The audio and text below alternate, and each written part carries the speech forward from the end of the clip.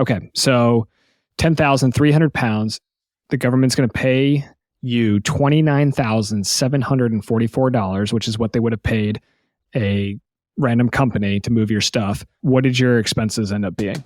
Welcome to the Military Money Manual podcast, where every episode is all about achieving financial independence in the military faster than before. We believe personal finance shouldn't be boring or intimidating. Building wealth can be simple, and financial freedom is the ultimate financial goal. Now, here's your hosts, Spencer and Jamie. Hello, everyone. Welcome back to the Military Money Manual podcast. I'm your host, Spencer, with my co-host, Jamie. And today on the podcast, we're talking about how Jamie, who's still an active duty officer, made $14,000 on his most recent OCONUS PPM. Jamie, welcome back to the 113th episode of the podcast that you've been on. Thank you. You sound very excited today. Thank you. I'm very excited to have you back on the show. What is PPM?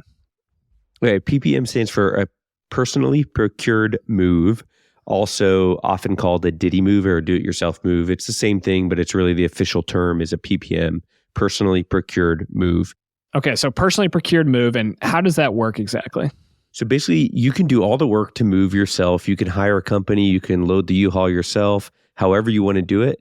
You can do all the work yourself instead of going through the government travel office. TMO is what some branches call it, the travel management office. There's some other acronyms for other branches, but you do all the work. You can hire a company, you can move it yourself. And the best part about it is the government will pay you or reimburse you for what it would cost them to hire someone at their contract rate. So if it costs the government, say $15,000 to move your 10,000 pounds from California to Florida, you get paid the $15,000 to move it yourself, whatever that may look like. That $15,000 initially is taxable, and it will show up as a travel and miscellaneous W-2 at the end of the year. But any expenses you have, like hiring a U-Haul, insurance, storage fees, boxes, packing paper, tape, all those kind of things, moving blankets, those count against your income and will reduce the taxable amount that you actually have to pay taxes on. So just a quick example, if you say $15,000 move, you subtract $1,000 for moving boxes, $3,000 for the U-Haul truck, $500 for packing paper, tape, moving blankets, $500 for moving insurance, etc. Let's say total of $7,000 in expenses. So that $15,000 of taxable income then only becomes $8,000 of taxable, and that's all profit for you, but you only pay on the $8,000 of taxes. Nice. So when I was active duty, we never did a full DITY or a full PPM. We did a partial. Most of the times when we were moving CONUS, we would do partial because it just made sense. I mean, you're going to get reimbursed for moving some stuff in your car or your personal vehicle. In what situation would choosing a full PPM be a good idea? And who's a kind of ideal candidate to do a move like that? That's kind of hard, but probably like a single person with not a lot of furniture is the most obvious. Maybe like your first PCS after joining or after commissioning out of ROTC where you don't really have anything but a small chair and maybe a twin bed. Something like that is easy. You load it up in the back of your pickup truck if you have it and just go. You weigh your truck before, you weigh your truck after. Even if you do have to rent a U-Haul. I did a full DITY. My first move after commissioning, I rented a Penske truck. I rented a trailer to put my car on, and then I loaded up everything. It barely covered the floor of the Penske truck. They paid me for all the weight that I had in there. The reason that we did it this time is because we were kind of fed up of the damage from previous moves. I had lots of issues with the claim process when they damaged our stuff, and they claimed, oh, that's cosmetic damage. It's, well, you literally cracked our crib in half. I'm not going to put my child in it. So it's not just cosmetic. You know, we had a brand new dining room table we bought before the move to help stage the house to sell it at one point, and that was probably dumb, but they took a huge chunk out of the corner of it, and then they offered us $50 for cosmetic damage. I was like, it's a brand new table. Come on. We've had issues with rude workers in our house. The guy, when we left Hawaii the first time, asked us if we were going to tip. And I was like, actually, it's against DOD policy. We're not allowed to tip you. And he's like, well, we're a service industry. I'm like, either way, I'm not. And so then the rest of the day, I'm like, great, I'm sure he's probably stealing my stuff and at least not taking good care of it. We had issues in Alabama of family members that work together fighting and just like stop working in the middle of the day and things like that. And so we're like, we are just done with strangers in our house touching our everything from our underwear to our baby memories to like everything that you have. you have a stranger in your house. And we were like, we don't want to do that. And then plus in the summer months, it's busy. And so you're at the whim of this random company and the government travel office to schedule you. And what they've been doing recently is a plus or minus 7-day window. And that's not convenient for most people's life to just be waiting for some company to decide when you can move your stuff and when you have to move out of your house based on their calendar. So those are some of the reasons we were just like, we are done with this and we're going to try a PPM once. That's interesting. I had never heard actually that tipping is not allowed per DoD policy, but I was just on military OneSource.mil here. And it says, am I required to tip or supply meals to my packers or movers? And they say, no, it's actually never required. And providing monetary tips is discouraged. And if the transportation service provider or TSP requests either, you're supposed to notify your local transportation office. Traditionally, my go-to was I would have a cooler of water and Gatorade that the guys could access throughout the day. And I would buy lunch too, so that they would, work, eat, and then get back to work. I'm trying to think if I probably tipped in Hawaii. I had one guy who was like, we don't want pizza. Can we get something else instead? I was like, I understand that you probably work and get pizza 5 days a week. Like, fine, but just like, come on, man. It was kind of rude. I got him Timmy T's. That is some good gourmet sandwich there. But it's like, dude, they show up late. They stay later than you want them to. They never show up on time. Everything that can possibly go wrong with the movers goes wrong with them is what our experience has been. Yeah, I think the reasons that you stated, those are great reasons. I was actually pretty lucky throughout my entire career. Now, we bought some pretty crappy furniture. Well, it was fine. It was IKEA. Military furniture, you don't want anything too nice. Exactly. But we must have gotten lucky. The other thing too is like, we never had most of the time we didn't even have a TV. We would just like get rid of it before we left because we thought it would break. I think it was our move to Hawaii.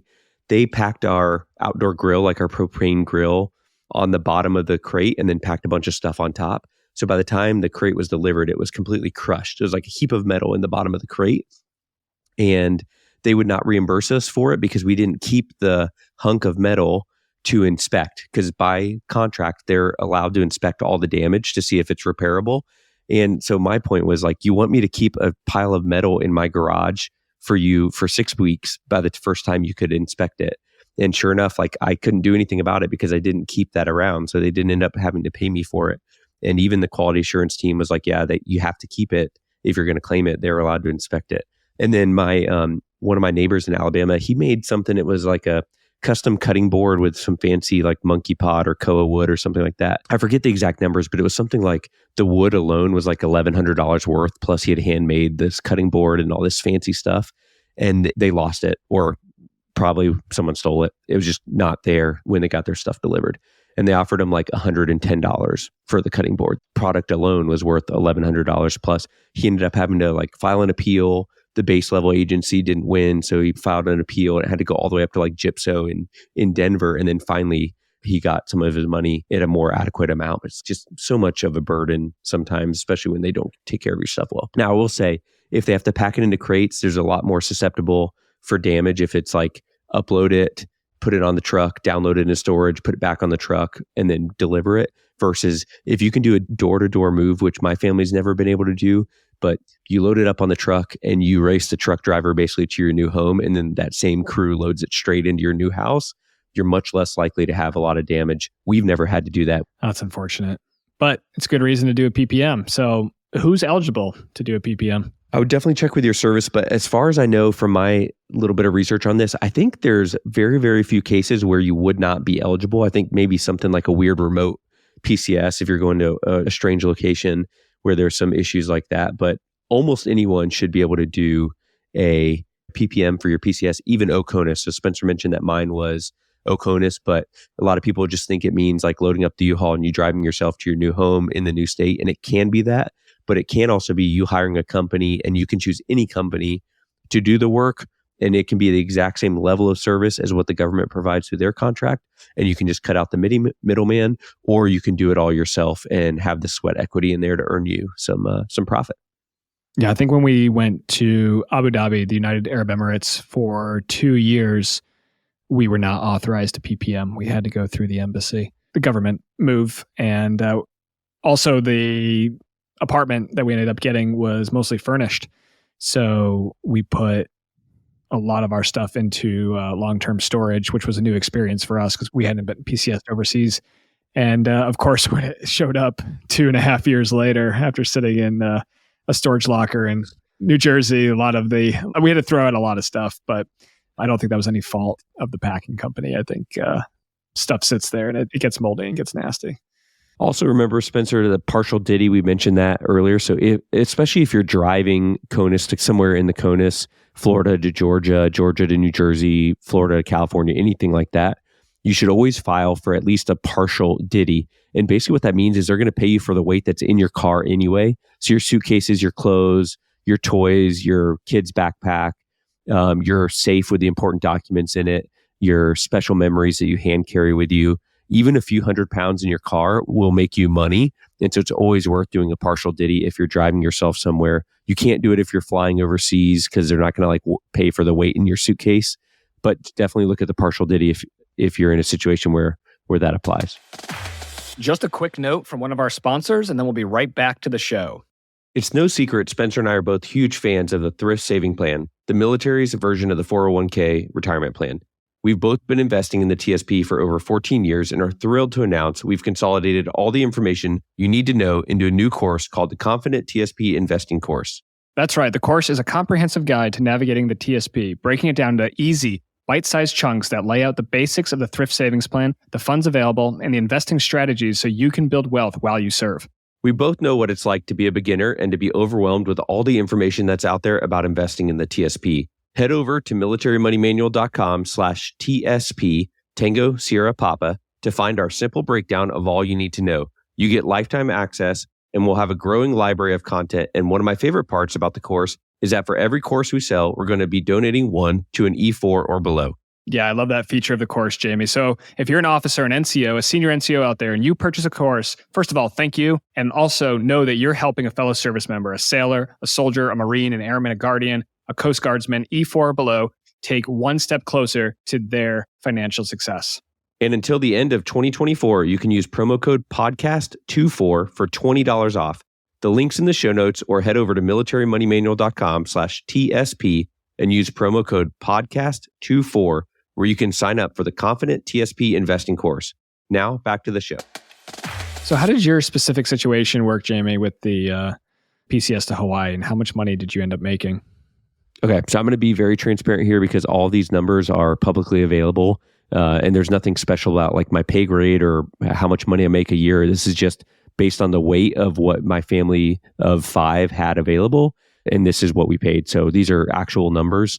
We estimated that we would have 11,000 pounds of stuff, which is well under our max weight, which was something like 17,000 was our max. We were well under that, but basically I thought I'd be about where I was last PCS minus a couple 100 pounds maybe. So we estimated right at 11,000 pounds.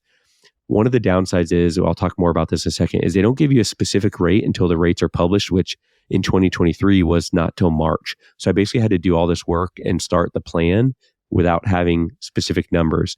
I ended up finding out that the tables were going to be 288 cents per 100 pounds. So $288 per 100 pounds. So in my case, I ended up having 10,300 pounds. That's well under my limit. That ended up being 103 units of 100 pounds, if you will. So 103 times 288.78, and that ended up being 29,744 is what the government would have paid some random company to move my stuff. So basically, let's call it $30,000. That's crazy. That's a lot of money. And like really puts in perspective how expensive it is to PCS people every 2 or 3 years. You mentioned 100 units of 100 pounds. Is it rounded up or down? I mean, it would make a marginal difference. I don't know. They may even give a prorated share, but I'm not sure. That the travel management office calculated that, and I was able to get that rate from them. And they'll actually, once the rates are published, they'll give you an estimate, the estimated amount of money that you stand to make if your weight estimate is correct. I know you ended up using pods containers. Yeah. How did you get the weight of those? Did pods provide that? So you have to order the weight ticket from the company. So whether you order U-Haul and you weigh your truck empty and then again full, with a company like Pods, they weigh it on the way to your house and then they deliver the empty container. You schedule however many days you want the pod at your house, and then they come pick it up and then they weigh it again full. So you have an empty weight ticket and a full weight ticket. We ended up with 2 pods containers. So we had 4 total weight tickets, and then they just subtracted the total weight from the full versus the empty, and then same for the other weight ticket set. Okay. So 10,300 pounds, the government's going to pay you $29,744, which is what they would have paid a random company to move your stuff. What did your expenses end up being? Okay, so before I go over my expenses, let me just mention real quick that you can also take an advance on this. They will give you an advance of up to 60% of your estimate, which really, really helps cover the cost of having to pay for the pods, having to buy moving boxes and all that stuff. Again, it's not a loan because it's an entitlement that you're going to get anyway. It's just giving you an advance on some of that money to help cover the upfront costs. So I took the advance. Why would I use my own savings if the government's going to give me advance anyway? And it was something like, I want to say 60 days in advance. It wasn't a normal advance. It was only 10 days before the PCS. It was well before it for us. So we had $17,000 or something like that as an advance to help us cover the expenses. So you asked about expenses. And so we had $15,641 of expenses. That includes the pods containers, the rental of the pod, the mileage, the distance fee for the pods, redelivery at the new location, as well as insurance on the stuff. We also spent about $825 in miscellaneous packing supplies like the tape, the boxes, the paper, the blankets, and things like that. Okay, so about $15,600 for your total expenses. Oh, plus the $825 in packing supplies. So what was your total profit after all this? Yeah, so we ended up with a total profit of $14,103. And to our taxable bill, which I now have a W-2 for, it was a little bit closer to $13,000 for the taxable bill. So it's the expenses and then that extra $825 came out. So $14,000 profit. And again, the profit after your expenses does count as taxable income, but I'd rather pay taxes on $14,000 than not have $14,000. That's what I always say to whenever my dad's complaining about having to pay taxes. I'm like, well, it's better than an alternative because that means you're making money. That's crazy. Wow. $14,000 profit for a PPM from Alabama to Hawaii. I mean, that could be a significant chunk of change in, I don't know, let's say like an E5 or E6 service member with a spouse and 2 kids. I mean, they're maybe making what, $60,000, $70,000, $80,000 a year. And all of a sudden you're going to... It's a move the needle amount of money for a lot of military families. Yeah. You could take $4,000 of that, go have a wonderful time on any of the Hawaiian Islands and put $10,000 into your emergency fund and boom, you're done. Your emergency fund is set for the rest of your life. And guess what? The next time you have a PCS come around, you've already got $10,000 saved up because of the last time you did this PPM move.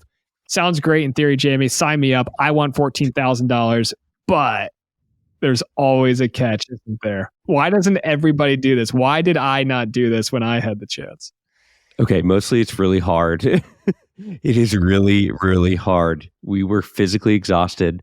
My body, like I've done some hard challenges, some big hikes, some races, whatever. My body was exhausted for days and days and days. Now, I will say on the pro of it, this is going to depend on your command and your responsibilities at work. But it was my full-time job for the better part of 2 weeks. So it took us probably like 9 total days with the pods, I want to say, to load and unload. So if you think about it, I almost got an entire paycheck on top of that $14,000 profit because my command's like, hey, you're PCSing. This is your job. We're making you move and you need to pack up your house. So go take care of your house. Not every boss, you might not always have the freedom to do that, but we did. But it was hard. It's hard on the marriage. Like one of our friends, we had Luke on the podcast before when we talked about Space A several months back, a year ago, maybe now. And he told me it will either make your marriage really strong or it will end your marriage. That was like, yes, I can see that. It is challenging. It's like, the Friends episode of Pivot or on the stairwell with Ross yelling pivot. It's also a little bit unclear of exactly how good of a deal it's going to be.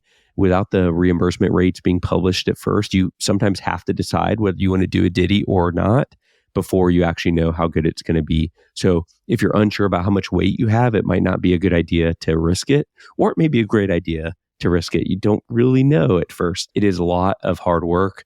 And then on the new duty station, if you don't have a lot of friends there to help, it's going to be you and your spouse. And like if you have kids, then maybe it's just you, or you're begging your new neighbors for help. And I mean, you can bribe usually some guys in the neighborhood with pizza and beer, but you're starting off your relationship in the neighborhood with being that guy that needed a bunch of help. In the model that we chose, you have to do all the work. Remember, you could also do a full PPM by hiring, 2 men in a truck, worldwide van movers. You could even hire the exact same company the government would have used for their government contract and just cut out the middleman. But if you're going to do it, it's a lot of sweat equity in it for sure. There's a couple other things, like we had some issues with our weight tickets where our weight tickets were inaccurate and I had to fight with pods a little bit to get reweighed. And it was like, well, the same truck delivered both of our empty pods. Like, why is the truck weight different? And come to find out, they didn't actually weigh the empty pod on the way to our house. They weighed 2 random empty pods. So we had to reweigh them empty after they were delivered and we had to unpack them. And then the last thing to watch out for is just insurance. So when you're with a government contract, the TMO is going to cover all the insurance. If the ship tips over in the middle of the ocean or whatever, they've got it all covered. Your renter's insurance, like if you rent with USA or someone like that, may also cover it no matter where your stuff is in the world. But we paid extra for a little bit of insurance out of pocket just to make sure. But just pay attention to insurance. You want to make sure if there is a total loss that you're not completely at a loss. I think that's a pretty fair assessment of the PPM program. I think the unique thing here is that you were able to do it to an Oconus location, which is rare. I don't know if I'd advise it, but it is nice paycheck. Your future self appreciates your past self's work, but I think your body is still paying the toll. Yeah. I had like a mini panic attack and I had to like call my dad and be like, please come help. And thankfully he did. Oh, well, that's great. I don't know, even after all that, if I would ever do one, but I think for the right person, it can be a great tool. And it just kind of shows that we are kind of constrained and constricted in how much money that we can actually make while we're on active duty. But there's little opportunities out there like a PPM, like circuitous travel. There's little opportunities out there where with a little bit of, sweat equity on your part, you can make a little bit extra money. And it's not like you're the government's getting a raw deal. Like they're paying exactly what they would have paid. It's just going into your pocket instead, like you said, some random transportation company's pocket. And don't feel bad for them because there's plenty of work. They can't keep up with the work anyway. Exactly. Well, that's great. Well, thanks for sharing that story, Jamie. I think that's really going to help some people. If you're the kind of person that's like, I want to get into real estate and I want to be a landlord and I'm okay getting the 2 a.m. phone call to make that $200 a month, above my mortgage of rent money, well, then maybe you're the kind of person that wants to do a Oconus PPM and fill 2 pods containers. But again, I had a completely different experience, right, with the movers while I was on active duty where nothing really got damaged or broken. And if it did, then I just claimed it and they paid. I don't know if you remember the text thread between us from the time when we were packing up the pods and I was like, I don't like this. I don't want to do it. And you're like, dude, just divide the amount of money you're going to make by the number of hours you're working this week. And I forget the number. It was something like $280 an hour or something ended up being. I was like, okay, I can keep doing that for that. That's a pretty good hourly rate, especially if you're talking to E5 family, like you mentioned before. Like that's a really good hourly rate and that might be worth it. So I'm not saying it's right for everyone, but definitely maybe this will give you something to talk about with your spouse or your friends, and like maybe it's just something to consider. And if you could use a little extra cash and you're willing to put in the work, or you got a strong support system on both sides of your move, maybe it might be right for you. So check it out and see what you think. I think that's great. Well, thanks for sharing that story, Jamie. Listener, if you got value from Jamie's story or from any of our podcast episodes, a 5-star review on Apple Podcasts or Spotify Podcasts goes a long way to saying thanks. And if you want to reach out, if you got a PPM story that you want to share about the time that you made $19,000 moving your stuff to Alaska, or you got a big U-Haul and managed to make a little bit of money on your CONUS PCS, reach out on Instagram at Military Money Manual or on email podcast@militarymoneymanual.com. And we'll catch you in the next episode of the Military Money Manual podcast. Thanks so much for tuning in to this episode of the Military Money Manual podcast. If you're enjoying the show, please feel free to rate, subscribe, and leave a review wherever you listen to your podcasts. This helps others find the show, and we really appreciate it. Thanks again for tuning in, and we'll catch you in the next episode. The views and opinions presented here are those of the speakers and do not necessarily represent the views of the DoD or its components. Reference to any commercial products or services does not constitute DoD endorsement of those products or services.